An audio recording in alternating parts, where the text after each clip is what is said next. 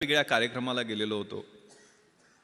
त्या गावानं एका मुलीला 10वीला 96.5% मार्क मिळाले म्हणून 1,00,000 रुपये सगळ्या गावानं जमा करून दिलेले होते. आता ही 96.5% मार्क मिळालेली 10वीतली मुलगी कुठल्या IAS IPS किंवा शिक्षकाच्या किंवा कुठल्या मध्यमवर्गीयाच्या किंवा कुठल्या उद्योगाच्या घरातली नव्हती. तिचे आई वडील हे तिथल्या स्मशानामध्ये झोपडं लावून तिथल्या स्मशानामधल्या चिता पेटवण्याचं काम करायचे.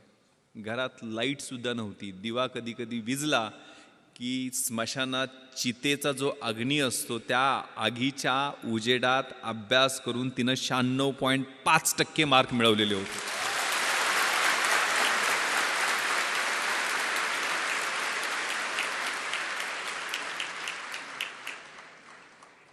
तिच्या आईला हेही कळत नव्हतं की 96.5% म्हणजे किती असतात. ती तिला समजून सांगत होती की 90 वर 6 असतात आणि त्या 6 वर परत अजून अर्धा असतो म्हणजे 96.5%.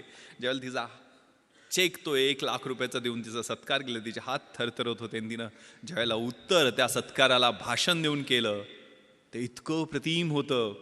ती काय म्हणाली की साहेब मला बी हैदराबादला जायचंय, पण हैदराबादला मला त्या सैराट मधल्या परशा आणि आर्ची सारखं पळून जायचं नाहीये.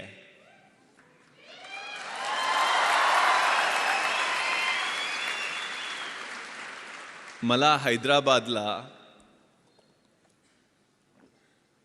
सरदार वल्लभभाई पटेल राष्ट्रीय पोलीस अकादमीमध्ये IPS प्रोबेशनर म्हणून तुमच्यासारखं ट्रेनिंग घ्यायला जायचं.